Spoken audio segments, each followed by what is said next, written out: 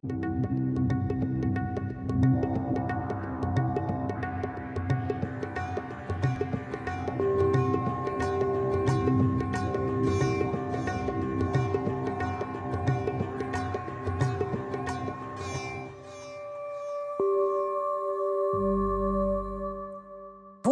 et bienvenue ce dimanche dans Sagesse bouddhiste. En ce début du XXIe siècle, le fait religieux est toujours au cœur de l'actualité. Méconnaissance des univers respectifs, absence de dialogue. Pour remédier à ces manques, la prestigieuse Université de Sciences Po Paris a mis en place un cycle d'études sur les religions. Depuis 4 ans, le programme interreligieux et laïque Emouna propose d'étudier les liens entre les principales religions présentes en France et la sphère publique. Il s'agit d'approfondir la connaissance mutuelle des religions et d'étudier leur rapport avec les institutions ou encore avec la culture française. Cette formation est une idée unique au monde qui suscite aujourd'hui l'intérêt d'autres pays et pour cause, elle donne un avenir concret au dialogue interreligieux dans nos sociétés en souffrance. Pour en parler, nous avons le grand plaisir de recevoir le responsable pédagogique de cette formation, Éric Vincent. Bonjour. Bonjour. Alors vous êtes docteur en sciences politiques, spécialiste des relations entre religion, spiritualité et politique. Vous avez d'ailleurs écrit plusieurs ouvrages sur ce sujet. Et puis vous enseignez le fait religieux, donc à Sciences Po. Et j'ajoute que vous êtes issu vous-même d'une double culture, bouddhiste et chrétienne. C'est ça. Merci d'être avec nous sur ce plateau. Alors, quelle est la vocation première de ce programme Emouna? D'ailleurs, que veut dire Emouna? Alors, Emouna, c'est un terme hébraïque qui a une racine qui renvoie à l'idée de fidélité, confiance, fermeté, foi, et qu'on retrouve donc dans le judaïsme, mais aussi dans le christianisme, avec le mot Amen, qui est lui-même un mot hébreu, mais repris dans la liturgie, notamment chrétienne, et puis aussi le mot Amana en arabe, qui a aussi une valeur de référence dans l'islam. Et donc l'idée était de prendre un mot qui fasse sens en fait dans les 3 monothéismes, qui sont les 3 religions les plus présentes en France. Et donc c'est déjà un programme en quelque sorte, puisqu'il y a cette dimension de confiance mutuelle, et aussi le fait que c'est dans une diversité qui rapproche ces différentes confessions. Oui. Comment est-ce que c'est né cette idée de vouloir faire un atelier d'études sur les religions? Alors en fait, c'est une formation certifiante qui vise à permettre de former ensemble les cadres des différentes religions, des principales religions présentes en France.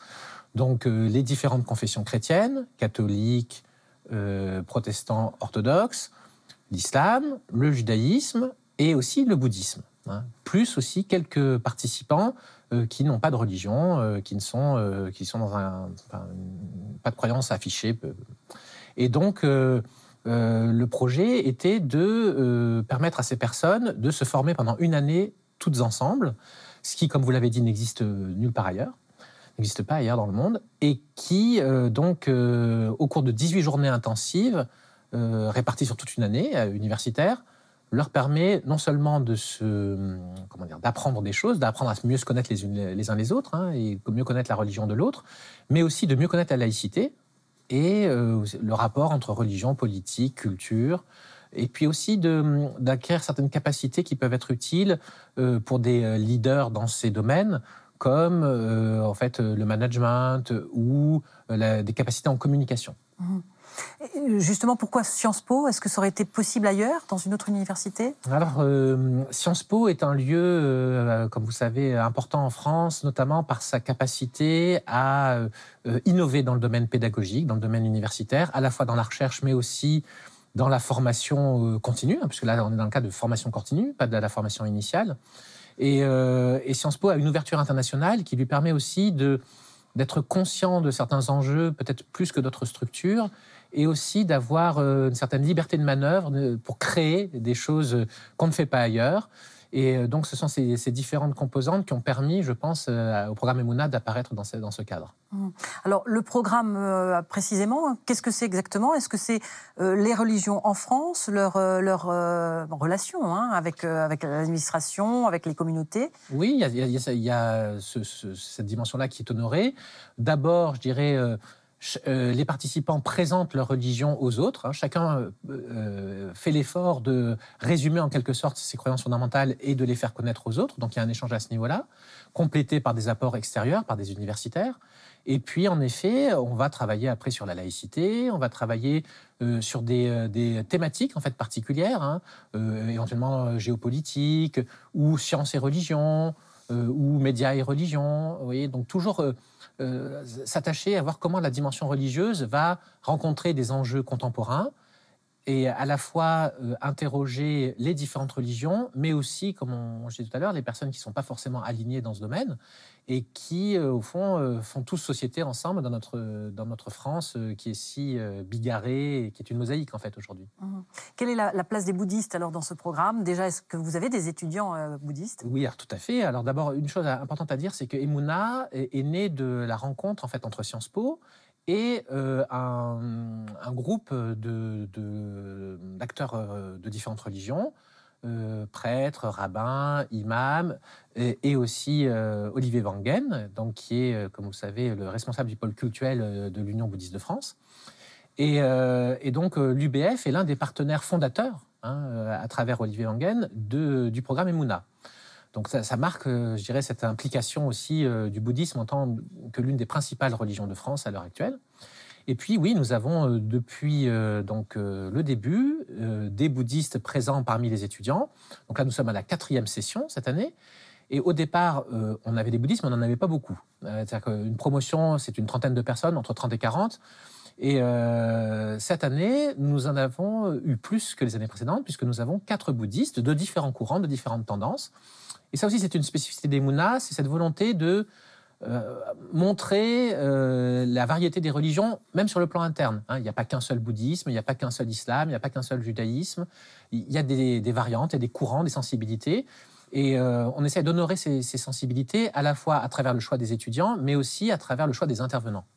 Est-ce que ça représente justement peut-être la proportion un petit peu des religions en France L'important est d'avoir cette diversité, à la fois, je dirais, d'abord des ministres du culte. La première cible du programme, ce sont les ministres du culte, en activité ou en formation, mais aussi d'autres acteurs associatifs. Par exemple, on sait qu'aujourd'hui, les religions dans notre pays vivent beaucoup à travers des associations ou des lieux de formation. Donc, on peut avoir aussi ce type de profil.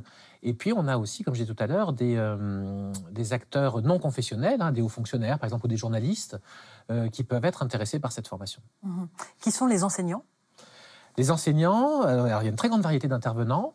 Une partie d'entre eux provient de Sciences Po, bien sûr, mais certains sont aussi, je dirais, dans les filières confessionnelles qui sont articulées autour d'Emouna, et donc qui proviennent de ces réseaux. Et on fait appel aussi à des experts selon les thématiques qui sont choisies. Les responsables des cultes aussi, les responsables nationaux des différents cultes interviennent dans le cadre d'Emouna. On a des hauts fonctionnaires, par exemple le Bureau central des cultes, qui est le service au ministère de l'Intérieur qui s'occupe des religions, intervient régulièrement dans le cadre d'Emouna. On peut avoir des parlementaires, vous voyez, donc il y a une très grande diversité d'intervenants autour du programme. Est-ce que c'est facile de trouver des thèmes communs en atelier comme ça, avec tous ces étudiants qui viennent de domaines si différents, de milieux si différents? C'est facile, il y a tellement de choses à faire sur ce sujet, donc je dirais les possibilités ne manquent pas, mais faire marcher un programme aussi, je dirais, innovant et qui a autant de composantes, c'est vrai que ça demande beaucoup d'attention, de doigté, parce que l'interreligieux, l'interculturel, c'est à la fois une richesse, mais c'est aussi un défi. Il y a vraiment une nécessité de se mettre à l'école de l'autre, à son écoute. Et je dirais, de ce point de vue-là, le programme lui-même met en œuvre ce qu'il voudrait pour le pays, c'est-à-dire cet effort de vraiment travailler en synergie, travailler en tenant compte des contraintes de chacun. Et je prends l'exemple, ne serait-ce que d'organiser un repas commun. Quand vous avez autant de composantes différentes, ce n'est pas simple. Et pourtant, c'est possible. C'est possible si on prend le temps, si on fait les efforts nécessaires. Et nous considérons, dans le cadre du programme Emouna, que ça a du sens de faire ces efforts pour bâtir ensemble une cité harmonieuse.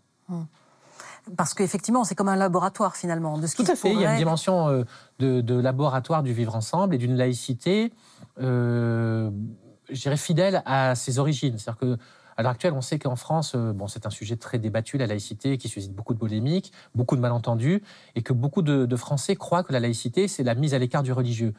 Le programme Emouna, dans une université comme Sciences Po, qui est un lieu laïque, montre qu'il n'en est rien.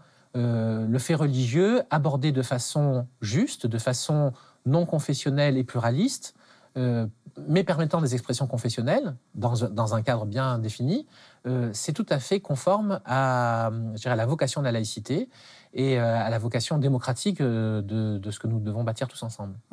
Alors concrètement, comment ça se passe? Vous dites 18 rencontres dans l'année. 18 journées, oui. 18 journées, pas forcément dans les lieux même de Sciences Po, ça peut être aussi dans les lieux de culte. Oui, ça fait partie là aussi de ce dispositif assez élaboré. Donc on a plusieurs journées à Sciences Po, mais on met un point d'honneur à essayer d'aller les uns chez les autres. Donc nous avons des journées, par exemple au Collège des Bernardins, qui est un lieu culturel catholique à Paris, au Consistoire central, qui est le lieu du judaïsme du Grand Rabbinat de France. On va à la Grande Pagode, bien sûr, aussi. Donc, on va dans le lieu de référence un petit peu des bouddhistes parisiens. Dans certaines mosquées, on a pu aller dans des mosquées comme celle d'Évry-Courcouronnes. Vous voyez, donc, et qu'est-ce que vous y faites? Voilà. Alors, en fait, d'abord, on visite ces lieux. Donc, il y a cette idée aussi de faire rentrer nos étudiants dans des lieux qu'ils n'auraient pas eu l'occasion, a priori, de connaître. Vous savez, beaucoup de gens n'ont jamais eu l'occasion de rentrer dans une pagode, dans une mosquée, dans une synagogue ou dans une église éventuellement. Et donc, rien que ça a du sens. Donc, il y a cette découverte des lieux de culte de l'autre. Il y a aussi la volonté de faire aller nos étudiants dans des grands lieux culturels, comme l'Opéra Bastille, par exemple, ou le Centre Beaubourg, ou à l'Hôtel de Ville de Paris. Des exemples de lieux qui sont aussi des grands lieux républicains, qui sont des lieux où le fait religieux peut avoir sa place à travers la culture. On va bien, par exemple, dans le cadre de l'opéra, l'année dernière, nous avions assisté à un opéra qui s'appelle Le Premier Homicide et qui parle de Caïn et Abel. Donc on voit comment la grande culture rencontre la question du fait religieux et que ça a du sens aussi pour nos étudiants de pouvoir en bénéficier. Quels sont les thèmes qui reviennent, par exemple? Est-ce que vous pouvez avoir à discuter sur l'âme ou sur des notions de prière ou ce genre? Je pense que ces questions émergent d'abord parfois au cours des échanges, dans les travaux en groupe, en mettant un point d'honneur aussi à développer des travaux collectifs interreligieux. Donc ces sujets peuvent émerger. Je pense à un groupe qui l'année dernière avait travaillé sur le thème « La nuit et les religions ». Donc la nuit, vous voyez, il y avait cette dimension d'intériorité, d'obscurité, de rêverie. Et donc là, voilà, des thématiques comme celle de l'âme pouvaient émerger. Alors, au bout de la 4e année donc d'études, finalement, quel est le bilan qu'on peut déjà dresser? Alors un succès, je pense que vraiment c'est un programme qui fonctionne, qui suscite des moments extraordinaires. C'est-à-dire que un certain nombre des anciens d'Emouna sont restés amis après le programme, donc continuent à faire des choses ensemble. Et c'est aussi la vocation de cette démarche, de bâtir des amitiés interculturelles, interreligieuses, laïques, qui font comme une sorte d'architecture dans notre pays et qui aussi, je dirais, contribuent à peut-être contrebalancer certaines crispations identitaires. On voit que dans notre France, nous avons des acteurs qui veulent mettre en avant l'incompatibilité des différentes cultures, des différentes religions. Parfois, certains sont violents. Eh bien, Emouna est une sorte de réponse à ces démarches, en montrant par l'exemple que on peut faire autrement. Il y a d'autres solutions possibles. Merci beaucoup, Éric Vincent, d'avoir parlé d'Emouna, ce programme interreligieux et laïque de Sciences Po. Merci. Avant de nous quitter, voici quelques propositions de livres. Tout d'abord, Mandela et Gandhi, la sagesse peut-elle changer le monde, d'Éric et Sophie Viguier-Vincent, chez Albin Michel. Un essai sur la spiritualité qui a habité et conduit deux des plus grandes icônes mondiales de la politique du XXe siècle, reconnues pour leur humanisme et leur sagesse. Le Larousse des religions, sous la direction d'Henri Tinck, chez Larousse Éditions. Ce dictionnaire retrace l'histoire, les dogmes et les pratiques des grandes religions présentes dans le monde et leur évolution dans la société d'aujourd'hui. Et puis La religion française par Jean-François Colosimo, édition Le Cerf. C'est la fin de notre émission. Merci de l'avoir suivie. Vous pouvez la revoir sur France TV durant un mois. Nous vous souhaitons à tous une très belle journée et vous donnons rendez-vous dimanche prochain.